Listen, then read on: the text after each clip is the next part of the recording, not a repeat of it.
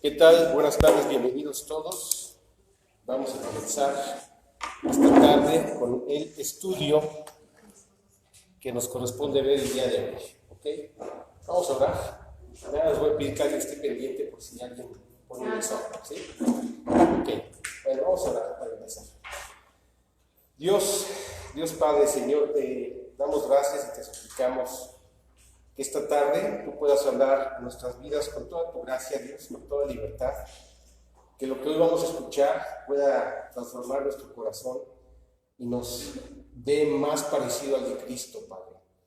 Te pedimos, Señor, que tú seas hoy el Maestro que nos enseñe y que ponga toda la sabiduría en lo que hoy vamos a escuchar, Padre, para, aparte de comprenderlo, te suplicamos que tú lo hagas una realidad, ¿no? Sea parte de nuestra vida. Tú formes convicciones profundas en nuestro corazón y sigas transformando nuestra vida, Dios. Por favor, queremos escuchar tu voz y que este mensaje sea significativo para cada uno de nosotros. Y todo te lo pedimos, Padre, confiando en Cristo, confiando en la gracia, pero especialmente confiando en el amor que tienes hacia cada uno de nosotros. Te pedimos tu bendición en el nombre de Cristo Jesús. Amén. Amén. Ok, bueno. Nuevamente bienvenidos y vamos entonces a ver un mensaje que se encuentra ubicado en el Evangelio según San Mateo, en el capítulo 18. ¿Sí?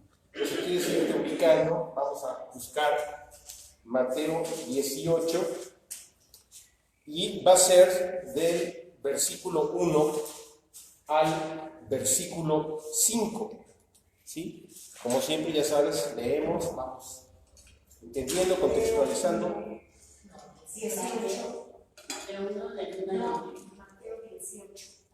Sí, Mateo 18, del 1 al 5. ¿Ok? Bien. Bueno, pues vamos a... ¿Cuál sería el título de este estudio? Pues sería una pregunta: ¿quién es el mayor en el reino de los cielos? Este sería el título de esta prédica y este mensaje. Bien, vamos a comenzar entonces. Le empezamos de atrás hacia adelante. Moni, Mau, las niñas, así, hasta que lleguen acá con Agustín. ¿Sí? Moni, por favor, puedes leer el 1 y así.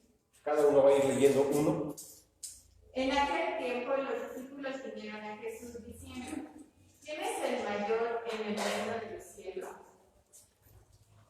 Y llamando a Jesús al niño, lo suspendió de ellos. Y dijo: de cierto os digo que si no os volvéis y os hacéis como niños, no entraréis en el reino de los cielos. Así que cualquiera que se humille como este niño, ese es el mayor en el reino de los cielos. Y cualquiera que reciba en mi nombre a un niño como este, a mí me recibe. Ok. Bueno, pues, ¿de qué vamos a hablar esta tarde? Ya dijimos el título, ¿verdad? ¿Quién es el mayor en el reino de los cielos? Pero como subtítulos hoy vamos a hablar de 4 cosas. Vamos a hablar de la humildad, de la prudencia, del consuelo, del perdón y de la fe. Son varias cosas, no son 4, son 5 cosas. Y bueno, este pasaje nos los va a ir explicando poco a poco. Fíjate que en Marcos 9:35 también podemos rescatar algo más de este mensaje. Acuérdate que muchas de las cosas que Jesús dijo e hizo quedaron grabadas en los 3 o 4 evangelios, y en algunas ocasiones solamente está en uno de los evangelios, ¿no? Especialmente el Evangelio según San Juan nos revela situaciones que solamente están escritas en el Evangelio según San Juan. Pero no es el caso de este capítulo. En este capítulo, en esta conversación que tiene Jesús con sus discípulos, sí hay un pasaje paralelo, y ese pasaje paralelo está en Marcos 9:35. ¿Sí? Vamos a leer el complemento, digamos. Acuérdate que ¿por qué hay 4 evangelios? Bueno, porque son 4 cámaras que visualizan 4 distintos ángulos, y entonces cada uno de ellos presentan a Cristo como rey, como hombre, como siervo y como Dios, ¿verdad? Entonces en este caso vamos a ver lo que nos dice Marcos 9:35, por favor. Y le voy a pedir el que lo tenga, levanta su manita, ¿sí? Maru, por favor. Entonces en él se sentó puso Juan Pablo XII y les dijo: si alguno quiere ser el primero, será el postrero de todos y el servidor de todos. Ok, bueno, sí, aquí igualmente es este pasaje, pero con este agregado, ¿sí? Y bueno, ¿sabes? No ha existido un modelo tan grande o un testimonio tan grande de humildad como el de Jesucristo. No existe nada, ¿sí?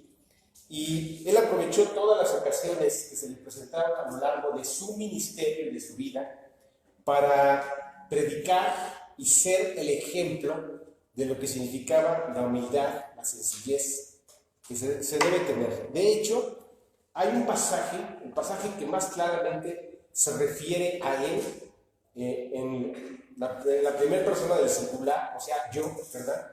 Y pocos pasajes así definen tan claramente la personalidad, el carácter y lo que existía en el corazón de Cristo. Vamos a leer Mateo 11, del 29 al 30. Y ahí él está dando una recomendación en donde él mismo está dispuesto a ser el ejemplo, a predicar con el ejemplo lo que él está testificando, ¿verdad? Ok, vamos a leer Mateo 11, del 29 al 30. Y Anita, si fueras tan amable. Llevad mi yugo sobre vosotros y aprended de mí, que soy manso y humilde de corazón, y hallaréis descanso para vuestras almas, porque mi yugo es fácil y ligera mi carga. Ok, nada como este versículo, nada como este pasaje, donde se define a sí mismo. Dice aquí, y aprended de mí, que soy manso y que soy humilde de corazón, y hallaréis descanso para vuestras almas. Fíjate, aquí Jesucristo utiliza siempre los ejemplos que utilizaba, las metáforas, a veces eran metáforas, pero en este caso utilizaba figuras. Una cosa es metáfora y otra cosa es figura, ¿verdad? La metáfora es utilizar una narración donde hay personajes, donde hay una historia que dices de qué está hablando cuando quiere revelar una idea principal o una virtud eterna, ¿verdad? Pero en este caso las figuras son paralelismos de lo que él nos quiere revelar para que comprendamos qué es él, para que comprendamos cuál es su carácter, ¿sí? Ahora, entonces, fíjate, él se equipara, o se compara como, fíjate, uno de los evangelios lo presentan como el siervo, ¿sí? Pero él se quiere comparar como los animales más preciados de la antigüedad, pues eran lo que hoy conocemos como semovientes. ¿Qué es un semoviente? Es un animal de tiro, es un animal de carga, ¿no? Fueron tan importantes los caballos, las mulas, los asnos y los bueyes que, fíjate, hay una forma de medir la potencia actualmente de los carros. ¿Cuántos caballos de fuerza tiene tu carro? ¿verdad? Así nos preguntamos, ¿verdad? Si tiene de 100 caballos para arriba, bueno, es bueno tu carro, ¿no? En fin, ok. Entonces, imagínate qué tan importante fue que él mismo se compara con este semoviente, que puede ser, ya lo dije, un caballo, un mulo, un burro o un animal de tiro, un buey, ¿verdad? Y entonces él nos explica que dice él que nos pongamos un yugo. ¿Qué significa yugo? Bueno, era una horquilla de madera que se le ponían a estos animales y que se aparejaban, ¿verdad? Podían ser labrados en una sola pieza, es decir, un travesaño con estos yugos, o en el caso muy mexicano, particularmente el mexicano, estos yugos iban unidos igualmente a un travesaño y luego en forma perpendicular al arado, y la cosa que amarraba todo este aditamento de madera se llama barzón, ¿verdad? Y es por eso que aquí en la cultura mexicana dice, se me reventó el barzón y siga de yunta andando, ¿no? Mira, lo que estamos aprendiendo, ¿no? Sí, o sea, todo este aditamento del campo, que hoy ya no es común para nosotros, era lo más normal en aquel momento. Y entonces, utilizando estas figuras del campo, ¿verdad? De la labranza, hoy hablamos del carro, hoy hablamos de la computadora, ¿verdad? Entonces, Jesús hablaba de los recursos que tenía a su alcance, que eran parte de su trabajo. Y entonces, él se quiere comparar con este instrumento de trabajo es más, con el semoviente que hace el trabajo, ¿verdad? Entonces él dice aquí, llevad mi yugo, esta horquilla de madera, y aprended de mí, que soy manso y soy humilde de corazón. Ahora, ¿por qué aparejarnos? Bueno, porque obviamente, fíjate, curiosamente en el campo, así como ahora le ponemos gasolina magna, gasolina premium y un aditamento para que se potencialice el carro, ¿verdad? Pues imagínate que allá, hace 2000 años, ponían a un semoviente viejo y a un semoviente joven, ¿verdad? ¿Por qué? Porque el joven tenía mucho brío, mucha fuerza, pero el viejo tenía muchos años de experiencia para trabajar e ir llevando la yunta de manera tranquila, a un paso, y poder trabajar las 6, 7, 8 horas de jornada que iba a implicar estar arando, ir, venir, arando y preparando el campo. ¿Ok? Entonces fíjate con qué se está comparando Jesús, ¿verdad? Entonces dice, ok, aparéjate conmigo, llevad mi yugo sobre vosotros y aprended de mí. O sea, aquí está el carácter, aquí está la personalidad de Cristo, que soy manso y humilde. Bueno, aquí los ignorantes tuercen la escritura y a veces hasta se mofan de la escritura por ignorantes. Dicen, manso pero no menso, ¿no? Es una forma en que se mofan. Espérame tantito. Manso significa no de esta forma que se trata de bromear, ¿sí? Como ellos tratan de decirlo, no. Mansedumbre significa obediencia, ¿verdad? No sé, últimamente todos nuestros mensajes han estado hablando de esto, ¿no? La obediencia, ¿verdad? Yo te voy a poner una situación. ¿Quién de nosotros, bueno, algunos tienen hijos, ¿verdad? Yo no tengo hijos, pero algunos tienen hijos, otros han sido jefes, no, me ha tocado ser jefe en algunos trabajos, y no hay como que tú des una orden y la orden se obedezca, ¿no? ¿Sí? Porque tú ya la pensaste, porque tú ya la calculaste. A tus hijos no se diga, ¿no? Oye, vamos a colaborar todos, vamos a hacer la labor y el trabajo todos, las tareas del hogar todos, y entonces así repartimos la carga. Qué maravilloso es cuando tú has dado una instrucción y la instrucción se sigue, ¿verdad? No se sigue en el trabajo. O sea, imagínate que cuando estás trabajando en equipo, dices, oye, tú avanzas por este lado, tú avanzas A, tú avanzas B, tú C, D y yo E, ¿verdad? No vas a decir como algunos papás, ¿no? Que reparten, en mi caso, ¿verdad? Hace muchos años, mi papá decía, tú haces esto, tú haces esto, tú haces esto y tú haces esto. Y alguien por ahí se atrevía a decir, ¿y tú qué vas a hacer? Yo los organicé. No se te vaya a acabar las neuronas, ¿no? Por haber organizado. Pero bueno, no hay como poner el ejemplo, ¿verdad? O sea, nos remangamos las camisas y vamos a hacer la labor juntos. Entonces, fíjate, no es un sometedor, sino es alguien que es un líder, no un sometedor. Son cosas diferentes, ¿no? El líder es el que convence, el líder es el que pone el ejemplo, el líder es el que se remanga las camisas y trabaja, ¿no? Pero el que manda es el que es como un cacique, ¿no? Así porque te lo digo y lo tienes que hacer y ya, y entrégame resultados, ¿no? No, Cristo no está utilizando esta figura. Está utilizando la figura en donde Él va a ser el ejemplo, Él nos va a acompañar y lo único que necesita es que vayamos junto a Él. ¿Sí? Él es como el semoviente sabio, que tiene la templanza, que tiene el carácter, que tiene la sabiduría.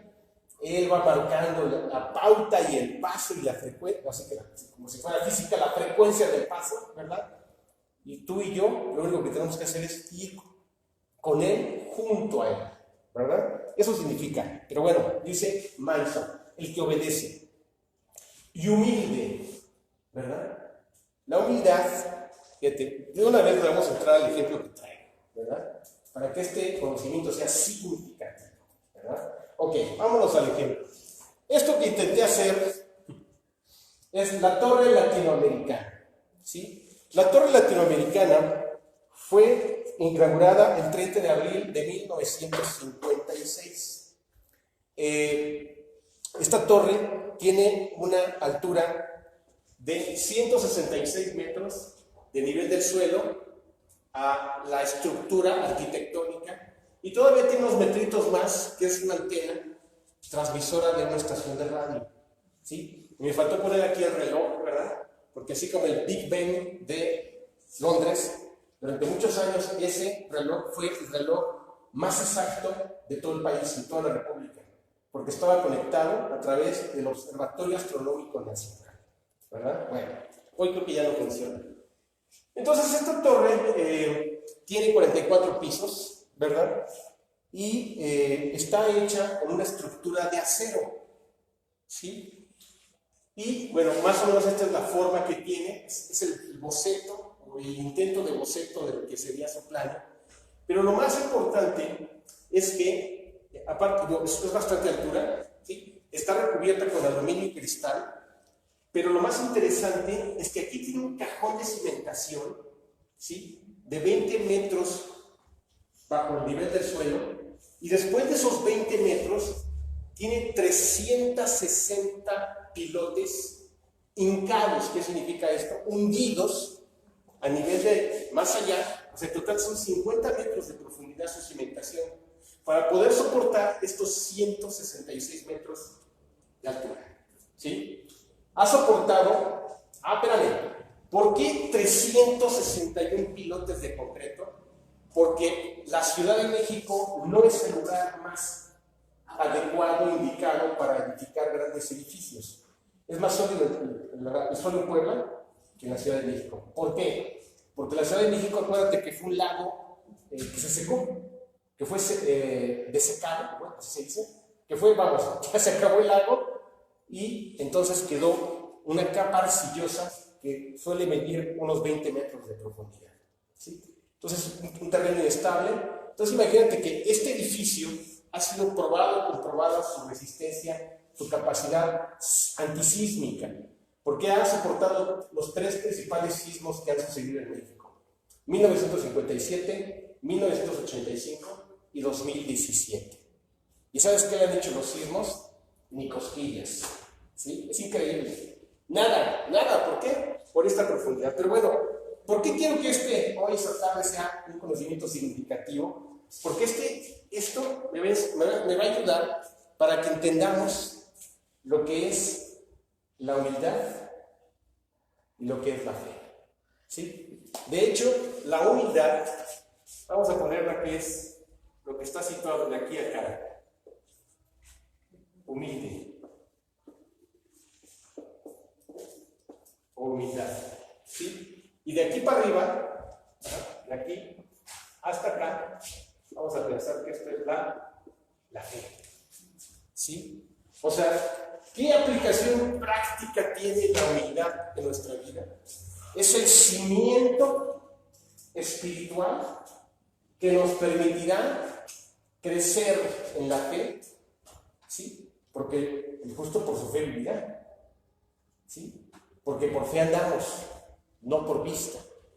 Entonces quiero que esto así de verdad trascienda. En la medida en que más nos seamos humildes delante de Dios, más iremos creciendo en la fe. Y ahorita va a quedar claro, ¿sí? Ahorita regresaremos a esta figura para que quede bien claro, ¿ok? Bueno, ¿por qué estamos hablando de él? Bueno, porque es el pasaje que nos va a tocar ver hoy. Pero, ¿quién es el mayor en el reino de los cielos? Déjame decirte que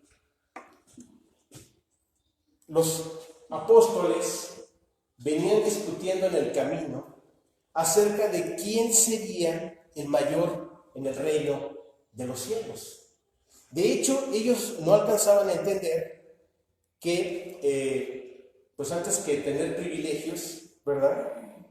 Antes que tener los beneficios y tener una dignidad por encima de quien fuera, no se preocuparon ellos de quién sería el mayor en santidad. ¿Sí? O sea, se olvidaron de la santidad, pero ellos sí querían la dignidad, es decir, los privilegios que representaría, ¿sí?, tener un lugar en el reino de los cielos. Quiero decirte que hay un lugar para ti, para mí, en el reino de los cielos. O sea, no está a discusión nada, o sea, está dado por sí, como dicen en la clase de filosofía, per se, o sea, por sí, ¿verdad? tú eres hijo de Dios, pues te tengo la buena y excelente noticia que tú tienes un lugar especial en el reino de los cielos. ¿Sí? Y entonces ellos empiezan a exigir o a pensar que el que fuera el más grande, el que fuera el más especial, ¿verdad? Por algún nombramiento, por alguna, como hoy lo pensaríamos, ¿no? Por alguna comisión asignada, por alguna simpatía especial, por algún elemento prejuicioso, ¿no? Pues que yo le caigo bien, seguramente, pues porque yo soy más lindo que el otro, pues seguramente me va a tocar más a mí, ¿verdad? O porque yo estoy más cerca de él, no sé, muchos prejuicios que a veces nos llevan a pensar, porque el pensar que estamos calificados, o pensar todo lo contrario. Por prejuicios también creemos que podemos estar descalificados. ¿Sí? O sea, nosotros mismos nos calificamos o nos descalificamos. Afortunadamente, déjame decirte algo. No depende de ti y no depende de mí. Depende de Cristo y de su gracia y de su amor. Luego entonces, aquí nadie es desechado o nadie es especialmente amado, ¿verdad? No. Aquí con Dios todos somos iguales como hijos delante de Dios. ¿Sí? Ellos pensaban, de forma equivocada, que el reino de manera pronta e inmediata se iba a instaurar. Vamos a leer Hechos 1 del 6 al 7, por favor.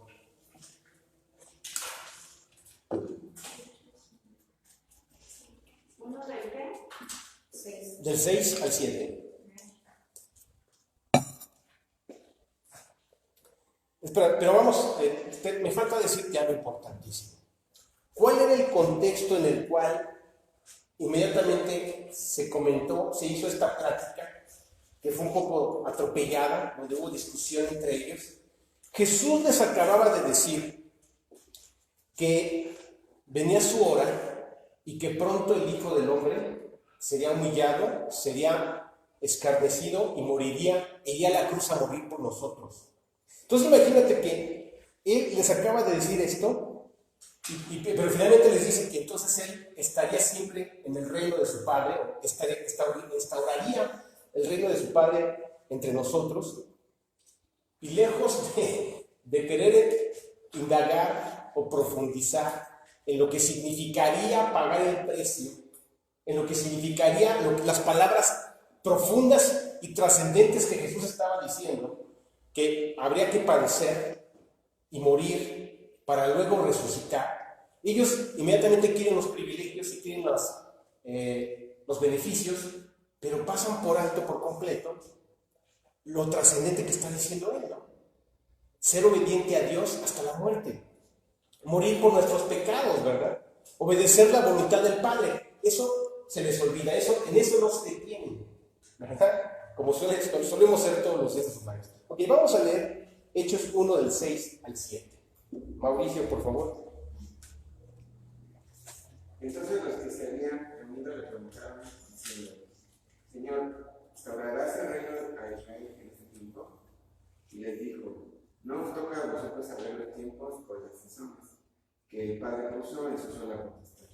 Y entonces imagínate, insisto, ya lo comenté, no se detienen lo que significa el precio de la cruz, tomar la cruz todos los días, lo que Jesús iba a hacer, claro, él de manera real, metafórica y en todos los sentidos, y nosotros nada más en sentido de la obediencia, ¿verdad? En el sentido de la entrega, pero él sí fue literalidad absoluta, tomar la cruz, ¿verdad? Para nosotros es una figura de lo que significa la obediencia y seguir a Cristo, ¿verdad? Bueno, en este caso, ya lo dije, ellos quieren los beneficios nada más. Y es por eso que les inquieta. Entonces pronto vamos a reinar, ¿verdad? Es lo que les están diciendo los apóstoles a Jesús. Pronto vas a llegar en tu reino y aquí todos vamos a, oye, pues de una vez, como se le hubiera dicho, oye, de una vez reparte la cartera de cargos y funciones, ¿no? O sea, yo seré ministro, ¿él qué será? ¿Él será juez? O sea, de una vez nos vamos repartiendo los cargos y los privilegios, ¿no? Fíjate, así somos los seres humanos. Y entonces Jesucristo se tiene que detener a explicar con más claridad esto, ¿verdad? en lugar de preguntar cómo tendrían fuerzas, cómo tendrían la gracia para sufrir con el Señor, fíjate, estas semanas que hemos estado estudiando, cuando hablamos de las 7 palabras que Jesucristo dio en la cruz, dijimos que las primeras 4 eran de sufrimiento, de dolor, ¿verdad? Y las últimas 3 es donde Jesucristo ve consumada la obra del Padre en Él, al estar en la cruz, y entonces Él se llena de gozo, se llena de satisfacción, entendiendo que el fruto de su aflicción te regalaría la salvación a ti y me regalaría la salvación a mí a través de ese sufrimiento, para que nuestra vergüenza, nuestra miseria, nuestro dolor y todo lo que nos ha degradado la vida y ha dejado consecuencias fuera pagado con su sacrificio. Y Él estaba gozándose en eso. La deuda de Moisés, la deuda de Mauricio, la deuda de todos, en ese momento iba a ser pagada de forma absoluta con el socosto de su vida, de su sangre, de su muerte, de su sufrimiento y de ser el sustituto perfecto en semejanza de carne como tú eres y yo soy, a diferencia de no haber cometido un solo pecado. Entonces Él se empieza a gozar de ver si nuestras vidas eran miserables y sin sentido, y como destino final tendríamos el infierno, el lago que arde con fuego y azufre, que es la muerte segunda, donde el gusano de ellos, tuya y mía, no iba a morir porque nuestra conciencia nos iba a acusar todo el tiempo de nuestros pecados, donde ahí sería el lloro y el crujir de dientes, donde es un lugar de oscuridad, es un lugar de confusión, donde el humo de sus tormentos sube por los siglos de los siglos, y no hay descanso para ellos ni de día ni de noche, donde se llora y se crujen los dientes. En ese momento Él nos estaba arrebatando de ese lugar por su muerte, su sufrimiento, siendo nuestro sustituto perfecto. Y entonces Cristo se goza y queda satisfecho de todo su sufrimiento, ¿verdad? Eso lo estaban pasando por alto, por completo. Y insisto, diciéndole al Señor, fíjate, esto que acabo de describir es nada más y nada menos que la gracia con la cual tú y yo fuimos arrebatados del infierno, fuimos arrebatados de un lugar donde íbamos a ser atormentados eternamente, para hoy tener vida en su nombre, para hoy estar limpios delante del Padre y santificados, y más bien justificados por su preciosa sangre, ¿verdad? ¿Te acuerdas lo que dice la Biblia? Porque de su plenitud tomamos todos, y gracia sobre gracia. Es decir, entendamos esto, que hay gracia para salvarnos, pero la gracia no termina allí. No nos regaló nada más el boleto que tiene tu nombre, que dice, con este boleto te vas a ir al cielo. Por supuesto que esa es la primera parte. Junto con ese boleto para el cielo, nos daba la posibilidad de tener una vida plena, una vida satisfactoria, una vida que de hecho está escondida en Cristo, y que lo único que tenemos que hacer es ir a buscar nuestra vida que está escondida solamente en Él, para poder estar plenos, gozosos, felices, satisfechos en su voluntad, haciendo a un lado nuestra voluntad. Pero ahí es donde está el problema, ¿no? Ese es el conflicto que todos los incrédulos, decirle a Dios, pequé y pervertí lo recto y no me aprovecharon, ¿sí? Mis caminos solamente me han corrompido, me han degradado, me han hecho inmensamente infeliz, solamente he entretenido mi vida, pero sí te necesito a ti. ¿Cómo recuerdo aquella noche, el 14 de mayo de 1986, acaba de ser mi cumpleaños en Cristo, donde me hicieron varias preguntas? Moisés, me dice, ¿te gustaría que Cristo fuera tu Salvador? Dije, sí. ¿Te gustaría que Él cargara sobre su cuerpo tus pecados? Dije sí. ¿Te gustaría que Él entrara a tu corazón? A todo dije que sí. Me acuerdo muy bien al final, ¿qué le vas a decir? Le voy a decir que es bienvenido en mi corazón. Y esa noche, a las 11:15 de la noche, de ese 14 de mayo de 1986, en el carro, dentro de un estacionamiento de un Vips, recibí a Cristo en mi corazón. ¿Sí? Entonces, hemos pasado de muerte a vida, ¿sí? Gracias a Dios que el Espíritu Santo me alumbró, me hizo entender mi vida pecaminosa, mi vida destructiva. Dije, de acuerdo, sí entra en mi corazón. Pero junto con esto, esa es la primera gracia, pero dijimos que es gracia sobre gracia. ¿Cuál es la sobregracia? La sobregracia es que no solamente nos dio el boleto para el cielo, también nos da la posibilidad de encontrar algo que todos los seres humanos estamos buscando: nuestra satisfacción y nuestra felicidad, que solamente está en Él, ¿sí? Y que el conflicto que incluso los hijos de Dios tienen es entender, es dejar de desear contra la voluntad del Padre, dejar de desear contra la voluntad de Dios, y decir: Señor, voy contigo, me pongo el yugo y voy a seguir el camino que tú traces. Y fíjate, ese camino trazado no es improvisado, es exclusivo para tu vida y para la mía. Lo único que hay que hacer es estar de acuerdo con él, porque fíjate, increíblemente ese yugo te lo puedes quitar cuantas veces quieras. Puedes, tú y yo, aún siendo hijos de Dios, podríamos decir: no quiero estar pegado junto a Él y voy a hacer las cosas a mi manera. Voy a hacer las cosas como yo creo, como yo quiero, como a mí se me antoja y como yo estoy seguro que voy a ser feliz. Y entonces ahí es donde empiezan los dolores, los quebrantos, los tropiezos, las frustraciones, las amarguras. Y llega un momento en que, ¿sabes qué sucede? Odiamos la vida y nos odiamos a nosotros mismos. ¿Por qué? Por no seguir la voluntad del Padre. Esto tenemos que entenderlo, ¿no? O sea, ojalá lo entendamos tarde o temprano, más temprano que tarde, ¿no? Y podamos descansar absolutamente en la gracia, que es la capacidad, la competencia, la fuerza que proviene del Padre y que es dada a través del Espíritu Santo para tu vida y para mi vida, para empezar a tener una vida que nos satisface, una vida que es como la luz de la aurora, que va en aumento hasta que el día es perfecto, ¿verdad?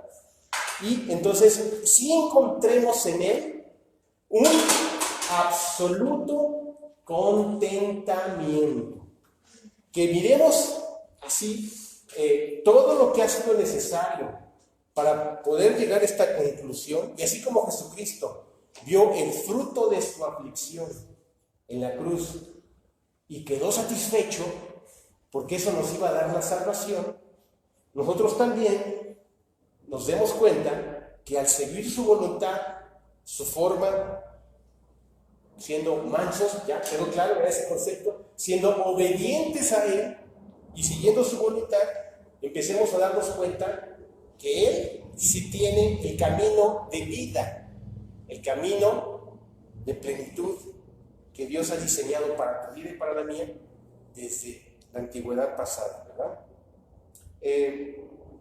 Ok, entonces esa es la gracia, gracia sobre gracia, ¿sí? Un creyente no puede vivir la vida cristiana si no es a través, si no es por, con y a través de la gracia, que tiene que ser apropiada todos los días para tu vida, ¿sí? Bien, porque finalmente, fíjate, lo que sí va a permanecer es la grandeza de la obra de Dios en nuestras vidas. Vamos a poner unos ejemplos. Vamos a leer 2 de Pedro 1, del 5 al 11.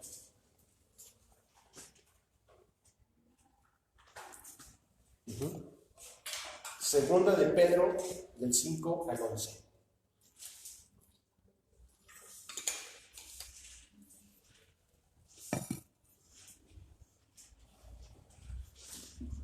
Ok, vamos a leerlo de esta manera para que sea ágil. Me voy a concentrar por ahí. Liliana, tú vas a leer 5-6, Laura 7-8, Anita 9-10 y 11. ¿De acuerdo? Adelante, por favor. Vosotros también, poniendo toda diligencia por esto mismo, añadid a vuestra fe virtud, a la virtud conocimiento, al conocimiento dominio propio, al dominio propio paciencia, a la paciencia piedad, A la piedad, afecto fraternal, y al afecto fraternal, amor. Porque si estas cosas están en vosotros y abundan, no os dejarán estar ociosos ni sin fruto en cuanto al conocimiento de nuestro Señor Jesucristo. Pero el que no tiene estas cosas tiene la vista muy corta, es ciego, habiendo olvidado la purificación de sus antiguos pecados. Por lo cual, hermanos, tanto más procurad hacer firme nuestra vocación y elección, porque haciendo estas cosas no caeréis jamás. Porque de esta manera os será otorgada amplia y generosa entrada en el reino eterno de nuestro Señor y Salvador Jesucristo. Ok, mira, tú y yo tarde o temprano entraremos a este reino. Tarde o temprano, ¿sí? Pero qué diferente es tener todas estas virtudes, ¿sí? La primera que dice aquí es ser diligentes. ¿Qué es ser diligente? Bueno, ¿qué es lo contrario de ser diligente? Ser negligente. Te lo pongo rápido en un ejemplo que lo vimos. Cuando fuimos diligentes para estudiar matemáticas en la secundaria, pasábamos los exámenes. Pero cuando éramos unos verdaderos negligentes en estudiar matemáticas en la secundaria, reprobábamos. Y entonces mi abuela me decía, eres un burro.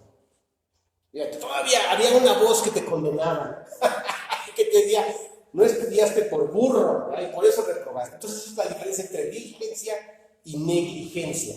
Entonces con Cristo es igual, ¿sabías? Hay que ser diligentes, ¿sí? Si somos diligentes, entonces se va a producir la fe. Y ya dijimos que la fe puede ser tan amplia como sean profundos los cimientos, ¿verdad? O sea, mientras más humildes seamos tú y yo, si somos mansos y humildes, ¿sí? Entonces esta fe empieza a crecer más y más y más y más. Porque está bien cimentado el crecimiento, vamos a decirlo así. No es un árbol, ¿verdad? Pero como si un edificio creciera. Mientras más cimentación tenga. ¿Ok?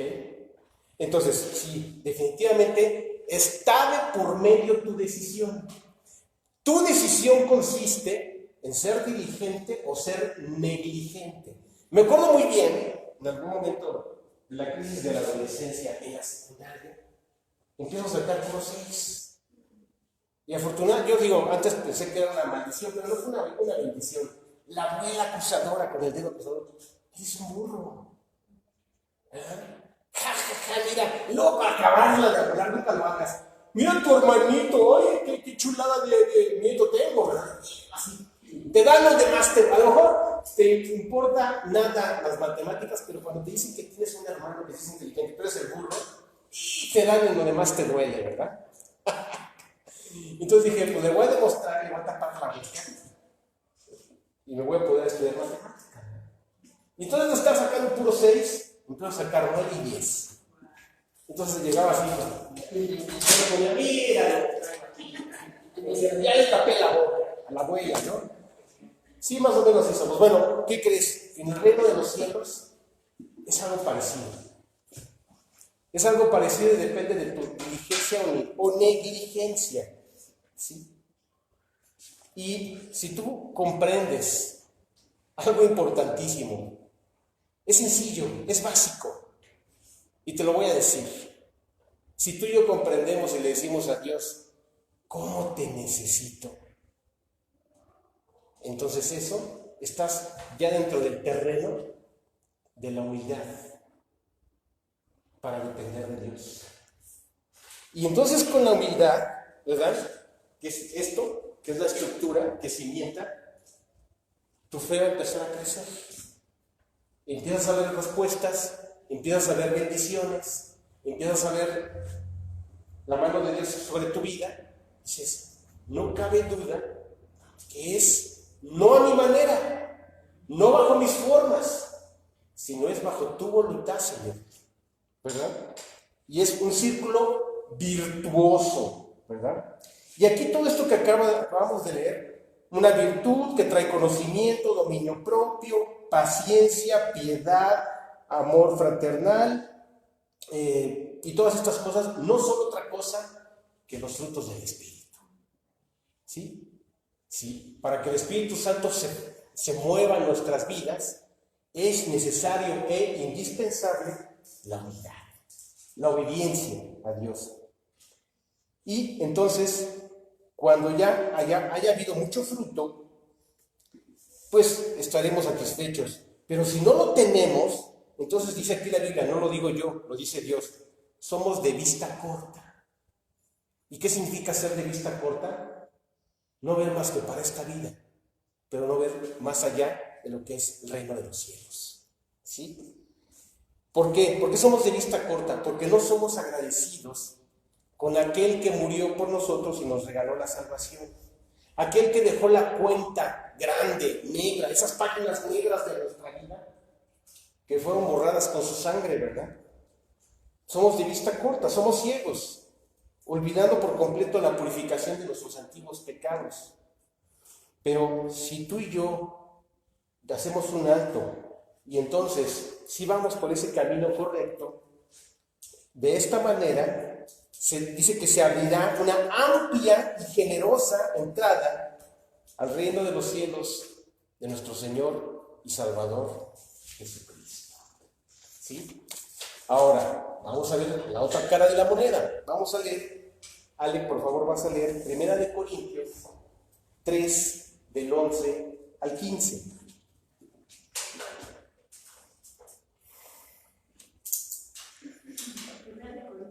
Primera de Corintios 3, del 11 al 15.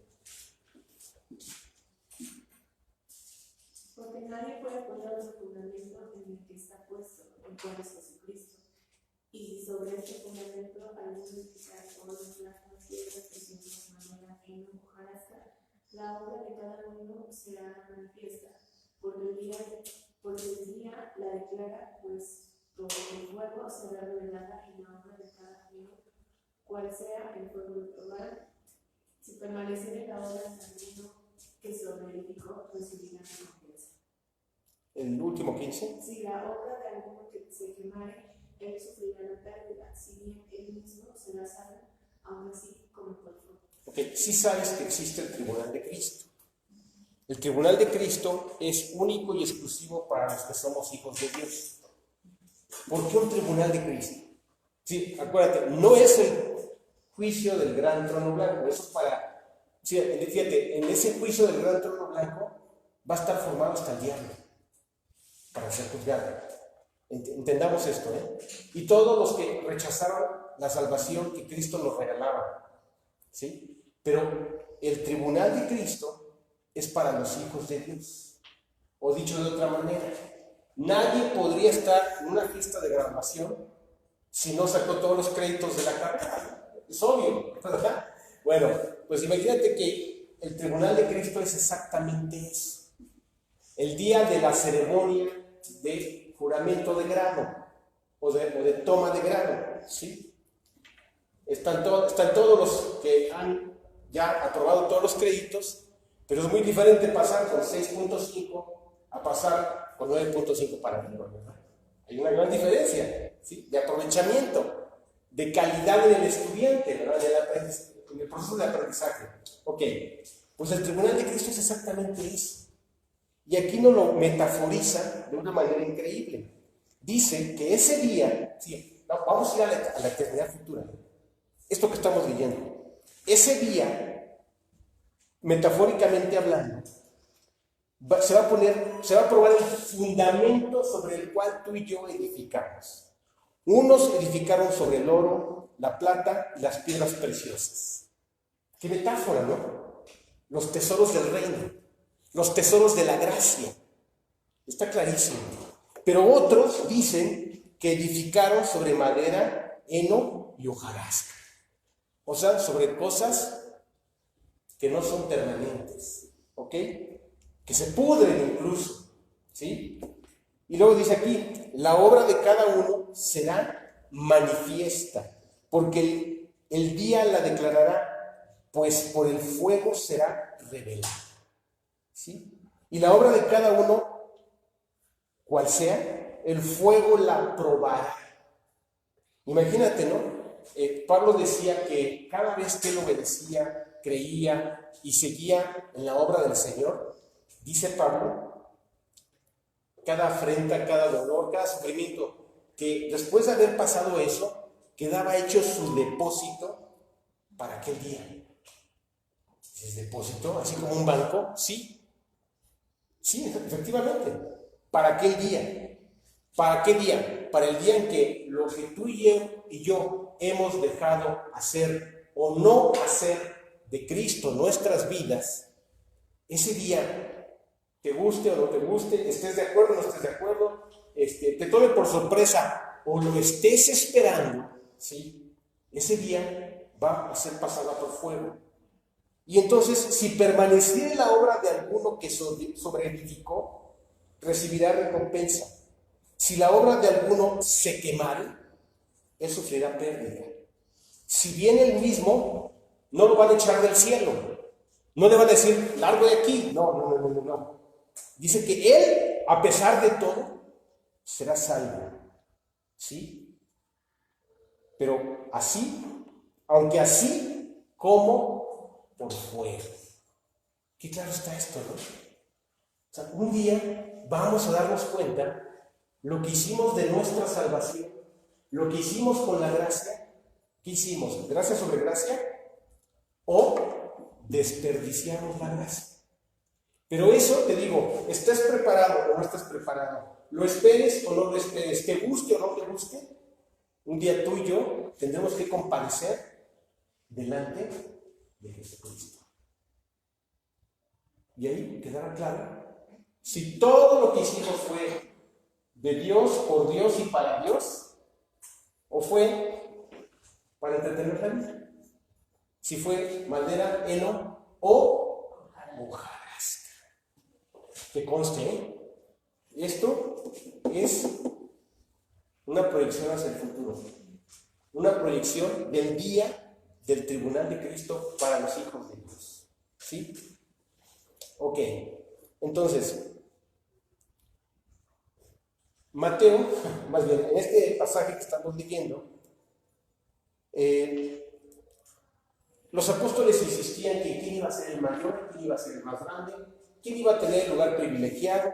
Empezaron a discutir, algunos se enojaron porque la madre de los hijos de Zebedeo, ¿verdad? Esta señora tenía dos hijos, uno se llamaba Juan, el otro se llamaba Jacobo, va con Jesucristo y como toda madre dice, mis niños, caray, o sea, son únicos mis niños, ¿no? Entonces, como mis niños son únicos, pues yo quiero que estén en el mejor lugar. No sé, es en serio lo que estoy diciendo, ¿eh? Esta mujer se presenta delante de Cristo y dice, a ver, Señor, yo espero que en tu reino este hijo se siente uno a la derecha y el otro se siente a la izquierda de ti. Y él dice, ¿qué hacemos? O sea, ¿qué asombro? ¿Qué petición está haciendo la mujer, no? Y le dice, a ver, vengan para acá. Sí. No sabes lo que estás pidiendo. Y les pregunta a ellos, ¿podéis beber la copa que yo voy a beber? Y ellos impulsivamente dicen, sí podemos. Y dice, ok, de la copa que yo bebo, beberéis. Pero sentaros a la derecha y a la izquierda no es de mí otorgado, sino para aquellos, para los que lo tengan destinado mi Padre. Y déjame decirte que esto que cada uno de ellos pide, fíjate, escucha bien, ciertamente no sabían lo que pedían, porque uno de ellos es Jacob.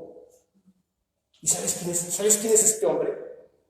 el apóstol de Jesucristo que más pronto murió. ¿Te acuerdas cuando es llevado Pedro y Jacobo a la cárcel? Y entonces Herodes, están los judíos como una manada de chacales, porque eso eran, diciendo, mátalos, mátalos. Y entonces Herodes dice, mátelo. Y de manera temprana, y de manera casi inmediata, después de la ascensión de Cristo, Jacobo muere. Y entonces la iglesia se cimbra, se queda expectante de ver esta maldad, esta atrocidad. Y entonces toda la iglesia de Jerusalén empieza a suplicar al Padre que no maten a Pedro. Toda la iglesia está orando para que Pedro no pase, sea pasado a espada. ¿Y te acuerdas que llega un ángel y lo saca una noche? Fíjate, eso fue lo que pidió. Y el otro, fíjate, están en las antípodas, o están en un punto diametralmente opuesto. Jacobo muere de manera inmediata y temprana, siendo muy joven, ni siquiera tenía un año que Jesucristo había ascendido al cielo. Y el otro, Juan, es el apóstol que vive 100 años.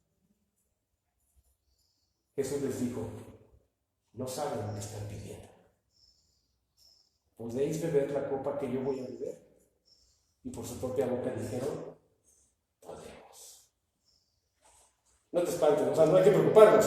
Dios tiene un plan para la vida de cada uno de nosotros. O sea, ¿qué diferencia? O sea, uno el joven y pronto, y el otro el anciano, que es el que sobrevive a toda esa generación. El último de los apóstoles. Y es el que escribe Apocalipsis. Increíble la voluntad del Padre, ¿verdad? Entonces, sí, no hay que preocuparse por qué lugar vamos a ocupar. Hay que preocuparnos por el hoy y hay que preocuparnos por el ahora. ¿Cómo está nuestra vida hoy ante Dios? ¿Cómo estamos aprovechando la gracia o la estamos desaprovechando? Yo te pregunto, ¿te sientes feliz con Cristo? ¿Estás viendo respuestas en tu vida por Cristo? ¿Tienes esperanza? No te estoy diciendo que las cosas estén fáciles en tu vida, no. Más allá de que si las cosas son fáciles o difíciles en tu vida, yo te pregunto, ¿estás viendo la mano de Dios intercediendo a favor de ti para sacar tu vida adelante? Independientemente de que se resuelva o no se resuelva. ¿Tienes esperanza? ¿Tienes gozo en la vida eterna? ¿Quieres hacer la voluntad del Padre? ¿Estás feliz con Cristo? Porque como estés hoy, o sea, es como una prueba aleatoria, es como una pequeña muestra de sangre que determina tu estado de salud espiritual. ¿Cómo estás con Dios el día de hoy? Si estás bien, me gozo contigo. Sigamos adelante. Pero si es el momento de hacer un alto y hacer un balance y ver si estás perdiendo o estás ganando, y estás viendo si has aprovechado tu vida nueva que Cristo te ha dado, yo creo que esa es la reflexión más profunda que podemos hacer. Ok. Y entonces, para poner fin a esta discusión que no traía nada provechoso, les dijo, traigan a un niño. Y trajeron a un niño. Fíjate, un niño es alguien menor a 12 años. De 12 años para abajo. Y entonces pusieron a un niño delante de todos. ¿Sí? Ok. Vamos a ver qué sí es la humildad. Y él dijo que utilizó a ese niño para que a través de una enseñanza significativa que nunca se les olvidara, el que sea mayor, hágase como un niño. ¿Por qué Dios quiso transmitir esta enseñanza poniendo a alguien que era menor de 12 años? Porque, bueno, el Señor dijo que teníamos que ser como niños, aunque Pablo dijo que no seamos como niños. Entonces, ¿Hay que ser como niños? Sí, en lo bueno. Hay que ser como niños, no, en lo malo. O sea, aquí sí cabe el sí y el no, ¿verdad? Aquí sí tienes dos respuestas. Sí ser como niños para lo bueno, pero no ser como niños para lo malo. Y entonces un niño, ¿verdad? Claro, hoy hay cada sorpresa que luego te espantas, ¿verdad? Pero tradicional, habitualmente, dicen los psicólogos, ¿sí?, que de los 18 meses a los 3 años, por el medio ambiente en el que el niño se desarrolle, es lo que le va a dar el balance psíquico, o sea, psicológico al chamaco, ¿verdad? O sea, si hubo maltrato, rechazo, vejación, daño, pues el niño queda traumatizado toda su vida. Pero si el niño ha sido amado, fortalecido, y claro, una cosa es amar y otra cosa es endiosar, son cosas diferentes, ¿eh? ¿Puedes amar a tu hijo? Sí. ¿Idolatrarlo? No. Porque no es Dios, ¿verdad? A Dios se le ama con todo, pero a un hijo no. ¿Sí? Y ahora, no estoy diciendo que lo maltrates, no estoy diciendo eso. ¿Qué es el amor correcto hacia un hijo? Ama al hijo y corrígelo a temprana edad. Que sepa que hay una consecuencia de las necedades, de las groserías, de los malos modos. No le pases una. Y nunca se te olvide, no le digas porque Dios dice, porque va a terminar odiando a Dios. No le digas eso, sé más valiente y dile, porque está mal y te destruyes. No pongas a Dios por delante, porque va a pensar que Dios es el logro, de todo se enoja. No, mejor encárgalo tú, mejor échate la responsabilidad que sí tienes espiritualmente delante de Dios. Dile, no porque te destruyes y no porque es incorrecto, pero no metas a Dios. No envenenes a tu hijo, porque hasta que haya cumplido 12 años más que unos días más, entonces ya podrás hablarle de Dios con toda claridad. Y tendrá que ser responsable de su decisión delante de Dios. Ok, bueno, entonces, ¿en qué sentido si vamos a ser niños? ¿Cómo es un niño? Un niño inteligente se da cuenta que no es Superman. Claro, hay una etapa en el desarrollo de los niños. Mira, te voy a platicar una historia. Creo que vale la pena que te la platique. Todos los niños, especialmente los varones, a cierta edad nos sentimos Batman, Robin, Superman, Aquaman y hasta Godzilla, ¿verdad? Sí, invencibles, ¿no?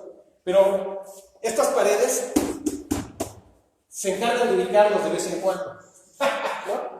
Y cuando chicas contra la mesa, ¡ay! No, pues no soy ni Superman, ni Batman, ni Robin, ni mero Godzilla, ¿verdad?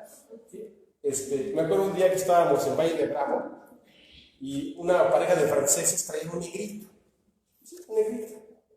Entonces yo digo, bueno, este niño es adoptado, ¿verdad? No creo que sea de la güera esta, ¿verdad? Entonces le digo, ¿cómo te llamas, mijo? Me dice, Mosto. Digo, ¿cómo te llamas? A ver, pregúntale tú, le digo, ¿cómo te llamas, mijo? Mosto.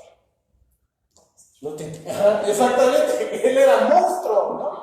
Y no, pero no entendíamos el lenguaje. Hasta que su mamá dijo, es que él es monstruo, él es Godzilla. Ya nos explicó ella. Ya entendí. Bueno, todos los niñitos los hicieron Superman.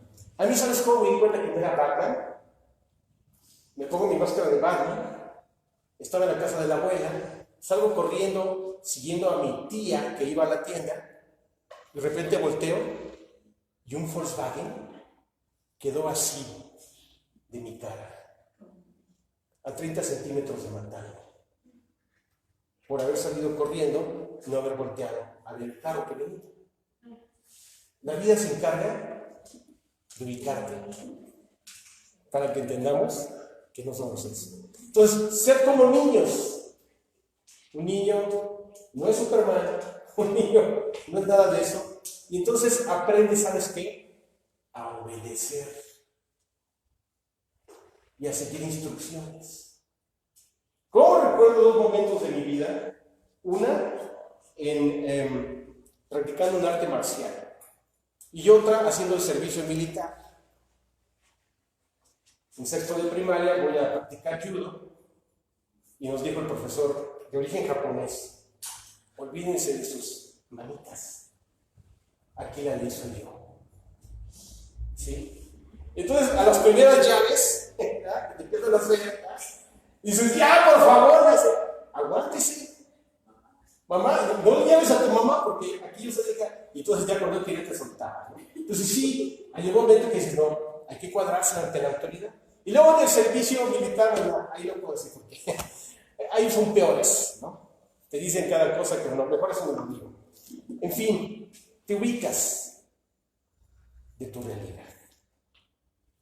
Seamos como niños en las cosas buenas, ¿verdad? En la humildad y en la obediencia. Porque de ellos es el reino de los cielos. En ese caso sí. ¿En qué caso no? Aquí lo dice la Biblia perfectamente. Efesios 4 del 14 al 15. Ya estoy terminando, ¿eh? Vamos a leer Efesios 4 del 14 al 15.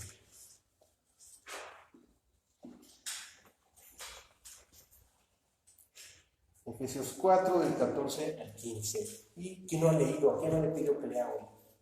Todos han leído ya, ¿verdad? A ver, Agustina, por favor. Efesios 4 del 14 al 15. Sí.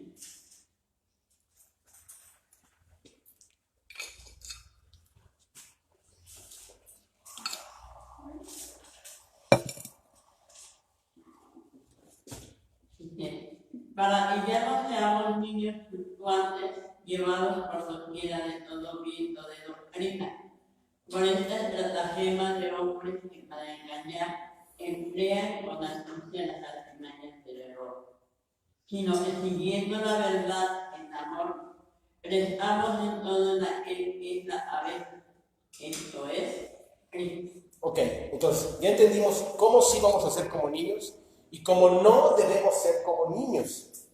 Un niño es fluctuante, un niño es voluntarioso, un niño hace sus berrinches, un niño es egoísta, un niño trata de someter. Cuidado, cuidado con los niños, porque sabes una cosa, te agarran la medida y te voy a poner un ejemplo, Mi mamá tuvo como 20 comadres. Y fuimos 4 más, era bien amiguera de toda la colonia, tuvo como 20 comadres. Una de sus 20 comadres estaba su nietecito, ¿no? Y entonces el niño quiere su Boeing. Mamá, le decía, mamá, la abuela, ¿no? Quiero mi Boeing. Dice, no tengo que comprar Boeing. ¿No me vas a comprar Boeing?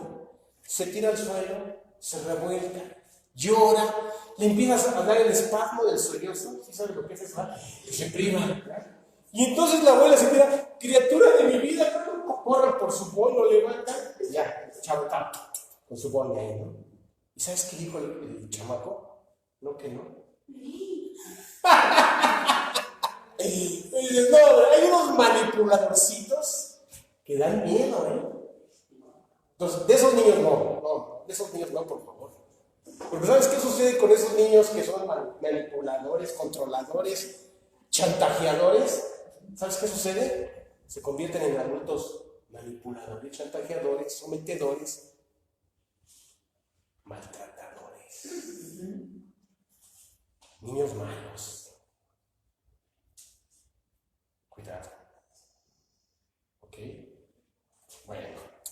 Entonces, sí, ya comprendimos, ya casi estamos terminando. Seamos como niños. Porque si somos como niños en el sentido correcto, con estas cualidades positivas, estamos listos para la humildad. Y si tenemos humildad, creceremos en fe. ¿Y qué más? ¿Qué más podríamos comentar? No sé si hasta aquí hay alguna duda. ¿Sí? ¿Quedó claro? Más nos humillamos, más creceremos en la fe. ¿Sí? Dios da gracia a los humildes y resiste a los soberbios. Humillaos pues bajo la poderosa mano del Señor, porque Él nos exalta y nos levanta en el momento más indicado, cuando hemos pasado una prueba. Job fue humillado perdiendo su hacienda, perdiendo sus hijos, perdiendo su salud. Y cuando dijo, no tengo nada, y yo creo que voy a terminar, fíjate, era tan dolorosa su enfermedad que se rascaba y la carne se le caía en pedazos. Dijo, voy a terminar hecho polvo. Pero entonces reflexiona y este hombre justo le dice a Dios, de oídas te había oído, mas ahora mis ojos te ven, los ojos del entendimiento, por tanto me arrepiento en polvo y ceniza. Después de que le dice eso, también le dice algo más. Yo sé que mi Redentor vive y aún sé que aún me levantará del polvo. Cuando dice estas dos cosas, lo levanta, lo sana, lo restaura, le da el doble de su hacienda y le da los hijos que había perdido. Y sus hijas fueron las mujeres más hermosas que habían existido sobre la faz de la tierra. ¿Qué le parece? Dios le da todo, pero era necesario que el que era llamado el Santo Job se humillara delante de Dios. Parece que al humillarnos perdemos, pero realmente no. Estamos listos para ser enriquecidos de parte de Dios. ¿Alguna duda? ¿Algún comentario? ¿No? Sí fue la hora, ¿verdad? Si no me equivoco. Muy bien. Bueno, pues esto es lo que les quería compartir. Pues, Laura, ¿quieres dar las gracias? ¿Sí? Señor, te damos gracias por este estudio. Dios, te pedimos que nos enseñes a ser humildes, que nuestra fe crezca, Padre, para que podamos ser como tú. Que tú formes en nosotros el carácter de tu Hijo Jesucristo, Señor. Que vayamos más allá de lo que tú quieres. Bendice esta tarde, bendice nuestro camino, Señor, tu regreso a nuestras casas, Señor. Bendice amor y alegría, Señor. Y te pedimos por los que no vinieron, Señor, que tú los convences, Padre. Todo esto te lo pedimos y te lo agradecemos en el nombre de tu Hijo Jesucristo. Amén. Amén, Señor. Amén. Que Dios les bendiga abundantemente.